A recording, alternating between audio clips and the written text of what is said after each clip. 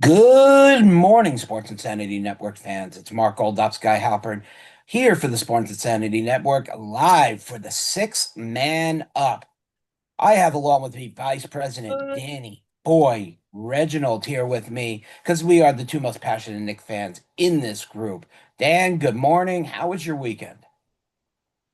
It was great. Knicks won, Jets won, Rangers finally got a home victory. So, A-OK in Danny Boy's world. Um, See, that's good to hear. When everybody's happy, we're all happy.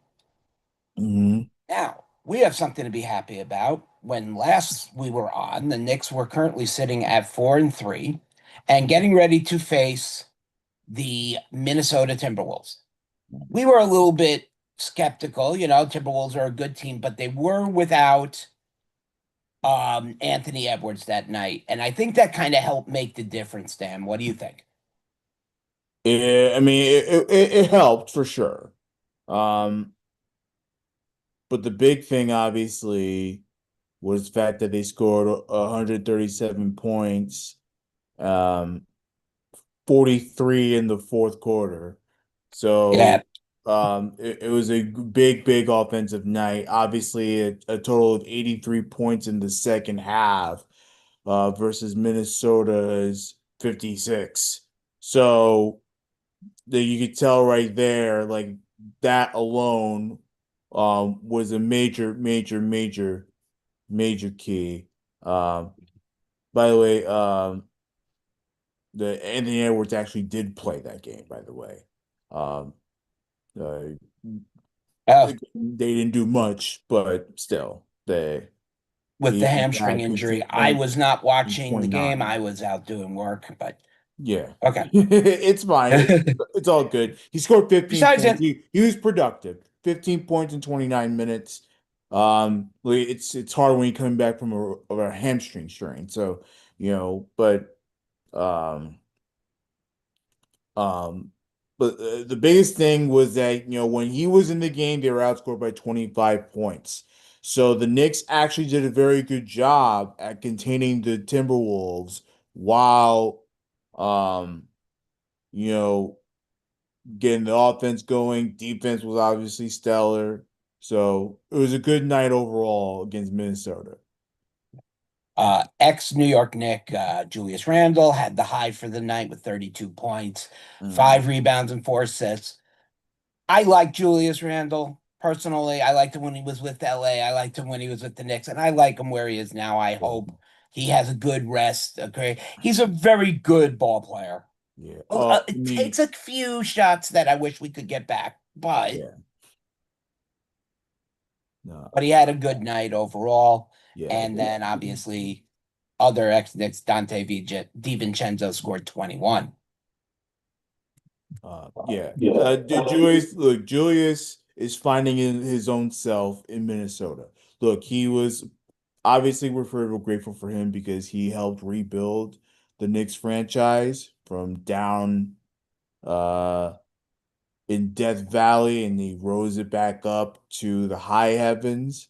And obviously, the Knicks are better off where they are now, but we're still forever grateful for him. Now he's finding his own footing in Minnesota, and I really do hope it works out for him. I'm Yeah, not bitter that he's gone. Like I right.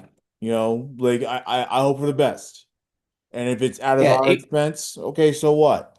Look, it happens. Julius Randle's a good player, and it's time to acknowledge that.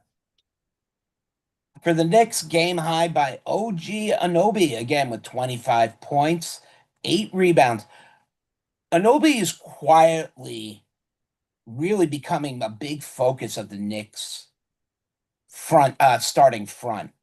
And it's because it's Brunson and everybody around them are making sure the right person has the ball at the right time. And you can see that by the looks of Mikal Bridges with 8, Towns 15, and then Brunson with 23. Jalen Brunson, as we're all starting to realize, does not have to always put up 30 points a game anymore. And that's big. That takes a little bit off the pressure of him. Yeah, we like it when he goes off for 30, don't get us wrong. But to keep him rested and healthy in this early part of the season is Mhm. big.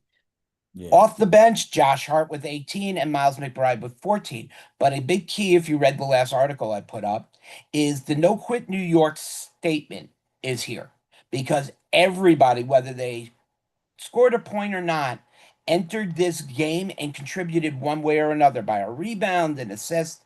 That's true no quit. Yeah. Yeah, in the third quarter, the Knicks actually went on a 21-9 run, including a 10-0 run combined with Brunson and Anunoby. Um, so yeah, the offense and look, obviously we were expecting this with Mike Brown because he's more on the side of, sharing the ball movement, and not heavily relying on its stars to perform. This was kind of expected. So it's good to see it play out, and it's good to see that players like Brunson, players like Cat, and of course Cat, we knew he was gonna be fine with it. But you see all the four Knicks starters, the regular Knicks starters, embracing the roles under this Mike Brown coaching strategy. And it's And paid one thing, off. sorry, Dan. Yeah, That one was thing for the it. Knicks. Yeah, no, no. One thing for the Knicks, and Dan just pointed it out, sharing the ball. The Knicks in assists are averaging 8 better assists a game this season compared to last season. That's the Mike Brown effect. Yes. Okay. Look, yes, I understand you have guys who are capable of putting up XX points a game. You move the ball around more to all these guys, you're going to get more production. And with Tibbs, I understand Tibbs had his own way, but the reason why we were losing games late is because players were tired. They Yeah. couldn't keep up. They were deep in foul trouble. And then you would call somebody dead cold off the bench. So you can't do it like that. The Knicks go on to win 130, excuse me, 137 to 114, an impressive win against the Timberwolves. The Knicks then had a nice cushiony, let's call it what it is, cushiony matchup against the 1-8 at the time New Jersey Nets. The Knicks came the Knicks came on and absolutely trounced the the Brooklyn Nets 134 to 98. For the Nets, I don't really know if we should talk about them. They might be upset. For the Nets, Are I they mean game are they a real New York team, or are I they, mean well, come what are on. they? Like, what are they? I don't know, but game high from Michael Porter Jr., 25 points with 4 rebounds and a steal. No assists on the day. And really can't find much other real. Zaire Williams had a nice game off the bench with 13 and 3 and 3. But the story this game was not Jalen Brunson, was not OG Anunoby, was not Mikal Bridges, but was Karl Anthony Towns. The cat was loose in this game, going off for 28, 12 rebounds, 2 assists, 2 steals. Brunson with a seven assists. And this was a game in which, again, everybody on the Knicks bench, even though it was a blowout and you would expect it, contributed minutes, contributed something. Yeah. But I think the big key was giving Jalen Brunson and Karl Anthony Towns. Towns scored 28 points in 28 minutes. That's impressive in and of Yeah. itself. And not a single Knicks player went over 30 minutes this game. Not a And that's single huge. Knicks player. Brunson was close. He had 29. But look, ultimately, we're talking about resting the starters and less ISO ball. That's happening. Like Mike Brown really is saying what he's talking the talk and walking the walk. Like he's actually doing what he wants to do with this team. And it's working. Um Again, the same thing, just like in Minnesota, against Brooklyn, it was the same song and dance. The ball movement was great. Again, I talked about the ISO. We're not seeing Jalen Brunson dribbling the ball then shooting. We're seeing a lot of the give and go and all that stuff, creating space, to find that shot, that big shot that they need. It's refreshing. It's refreshing to watch, um, Mark, and I'm very, very excited about this hot start that they're on. Yep. Knicks moved to 6-3 after this win. I want to talk about Miles McBride. Over the Mhm. last 2 years, the first year obviously being a rookie really didn't get much time, if any, under Tibbs. Last year started to come into his own. Was given more of an opportunity to play, and he did well in big spots. This year, he's been averaging better than 14 minutes a game off the bench. Against the Nets, he really didn't shoot much. It was more for him to be in, and as we were been talking about, is moving the ball around. But during the games where he is asked to score and asked to be, he's been putting up double-digit numbers every game. And obviously, to me, I look at this Knicks team and I see Josh Hart as the sixth man. I mean, Josh Hart just does it all. But Miles McBride should be quietly talked about in this role as well. What do you Yeah. think, Dan? Deuce has the potential to be a six man of the year candidate. And it's because of his explosive play off the bench. And look, he didn't really do much against Brooklyn. He didn't have to, but he didn't really do much. He did give 16 minutes of his time, but his plus minus was +8. Is And, all you need to know right there. You and know, that's a huge thing. you know, look, Deuce is so good. Again, he is part it's crazy how to think about it. Like, this is Mike Brown's wet dream here. Having a player like Deuce who could literally spread the floor as well as he can, who can score when he can, and when the bench needs to come in relief and give the starters a little bit of rest, we can trust players like Deuce to produce big time minutes. And Yes. that's the thing the Knicks have been missing. You know what else was impressive? Mitchell Robinson scored 8 points. Hmm. Okay. And it was without free throws. We didn't have to watch the granny shot. The other person I want to talk about is the man who's gonna be the sixth man in the NBA. I can't, at least at this juncture of the season. And I know we were saying, "Oh, we're only in 10 games." I don't want to hear, "Oh, we're in 10 games." In Josh Hart for the Yeah. last 3 years has been one of the most solid players off the bench, not just for the Knicks, but in the entire league itself. Josh Hart, when he came over to the Knicks, was known for his rebounding and production and moving the ball around. And yes, he can score as well. He comes in and comes on the floor, and not just the Knicks players, but the fans love it because he is truly the last Kevlar man in the league. He doesn't care if he gets knocked down by a 7-1 center. He Yeah. gets back up and keeps going. Josh Hart put up 11 points, 4 rebounds, 7 rebounds, 2 assists, and a steal in 21 minutes. Forget about the points. Hmm. Forget about the points. It's the other numbers that is what calls out a six man. I mean, yes, you would love to have a six man like Russell Westbrook back in the time when he could come off the bench, score 35, 10 rebounds, and 14 assists a game. Not needed anymore. He doesn't do that anymore. But Josh Hart, Dan, I think is going to be in high contention for sixth man of the year. Yeah. His rebounding ability, offensively and defensively, is tremendous. Um, who- he had 7 against the Nets. He had 10 in the Minnesota game. Um, and again, he can score, but now we're not focused only on his scoring. We're focused on his other abilities that he could do on the floor. the big thing with Josh Hart we got obviously was his rebounding ability, his energy off the bench, and his defense.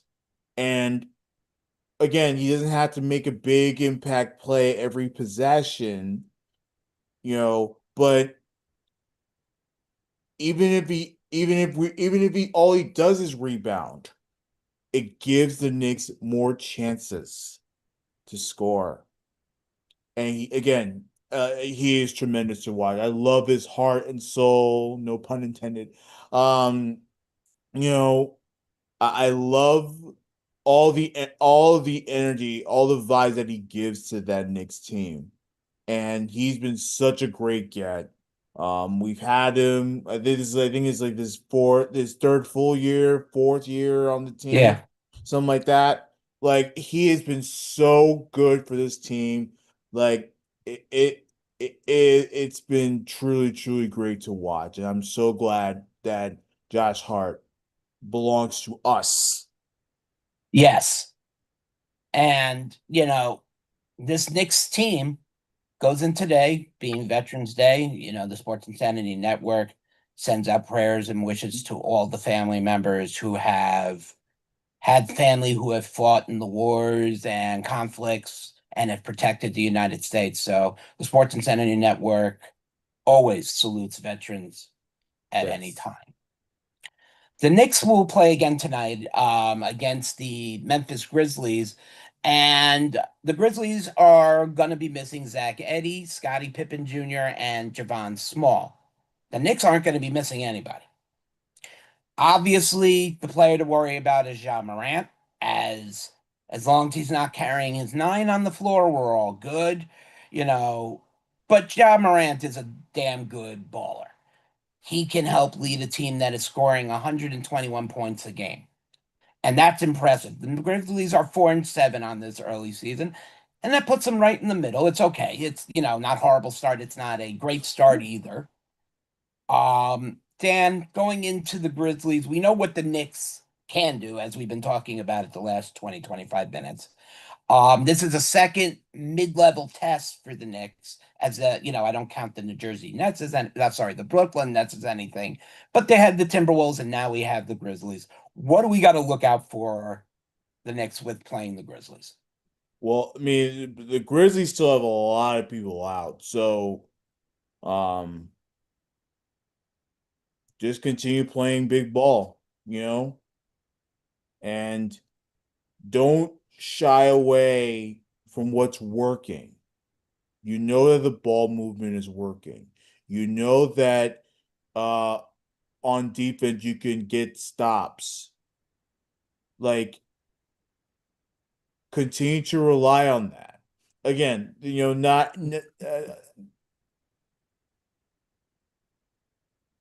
the big thing I want the Knicks to continue to stay on. And look, they're not going to win every game, and that's fine. I'm not looking for them to do so.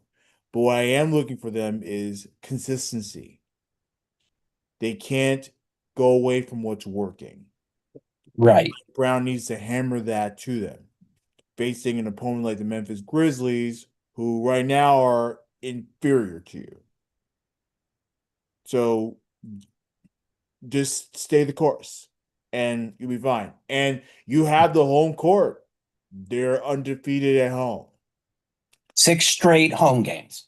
And You that's key. And that shows not just that the Knicks' willingness to play, it shows that this fan base can taste an NBA championship. Yes. 2 years ago, we were close. Last year, we were even closer. This is the year for the New York Knicks.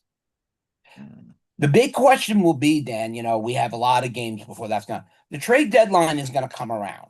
Yeah. And the Knicks, if they're right there, I don't see any point in upgrading unless a severe injury has happened. Yeah.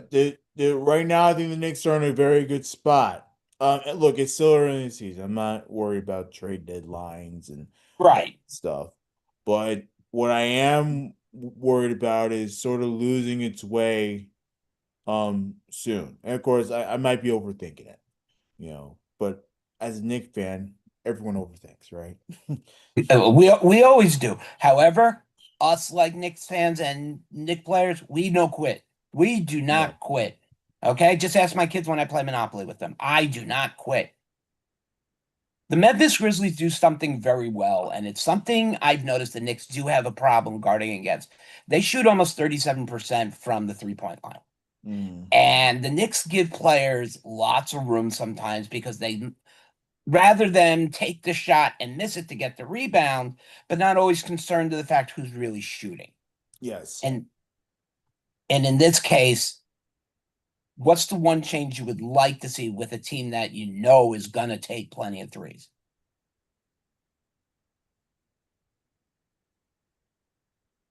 Well, again, I guess more rebounding, I guess, but then that's already happening. I can't really complain. Yeah. What I would like to see is more press play. I would like to see them get up. Yes, what is the biggest risk is fouls. And Mm. obviously, you don't want Brunson with two fouls early. You don't want Cat Yeah, with two fouls early. So it's hard to say put Brunson and Cat up against them yeah, at the. You need Cat underneath. yeah, So, but yes, I would like to see a little more pressure at the 3-point line yeah. today. And the importance of staying healthy too, because a lot of Knicks players were out to start the season. Right. Obviously, nothing of concern. Like, there's not like we lost people to season-ending injuries. It's more maintenance than anything. But so far, I think Mike Brown's handling that pretty well too. Again, to keep making sure that they're not overplaying, overkill. You're not seeing Brunson going for 40 minutes. Maybe a couple games here and there, but for the most part, it's been, you know, you know, maybe mid 30s and then below, which is nice. It's good to see. And when we make the playoffs, I can't say in the playoffs, you'll expect those numbers in minutes to go up for players like Brunson and Cat. And as they are that Brunson is the face of the team. Cat is the big rebounder. I think the biggest key to get through the season is keep Mitchell Robinson healthy because in those first rounds last year and the year before, he was priceless in rebounding and guarding during those first two series. And then, he got the calf injury and that was the end of it. So I would like to see more out of Mitchell Robinson when we, get further into the season. I think we got a lot to look forward to with this next team, Dan. I'm Mm. excited. We're smiling. Dan and I are when we're texting, Yes. we're not, oh, why'd you throw that ball away? No, we're saying, did you see that? Did you see this? Look at Mm. that's excitement, New York. They are explosive, man. They are right now, they're the talk of the town. Um, and they shot up in the power rankings to top five, which is great. Yeah. That's what we want. Um, Look, everything's just going right for this team. And look, I don't know how long it's gonna last, but embrace it. Exactly. We want the Knicks to do well. We want the Knicks to show the rest of the league, we're in it. And truthfully, with how the Eastern Conference has shaped up so far this year, there's no reason why we can't go for a championship. You know, I I don't see a reason either. Please check us out at www.thesportsinsanitynetwork.com for all the blogs and vlogs we do. Dan, where on the socials can they find us besides the internet one I just gave them? at It's Insanity Real, we're on Facebook and X, and again, continue to follow us on the YouTube channel. We post stuff here all the time, including this live show here, Six Man Up. Right now every Tuesday, but we're flexible. We can do it anytime we want. Um, we appreciate all the love we get from you Make fans out there. yeah. Make sure you tune into the SIP podcast. They'll be recording today and I'm sorry, they recorded yesterday and will record on Friday. Thursday night, expect to see Bill, Dan, and myself for Thursday night Gridiron Live. And then Sunday morning, Dan, Mike, and I will be live for Sunday morning Sideline Report. We thank all of you for tuning in. Again, like, comment, and as my daughter and son love to say, hit the bell. Hit that bell. Let us know you're there. For Mark Oldops, Guy Halpern, Vice President Danny Boy Reginald,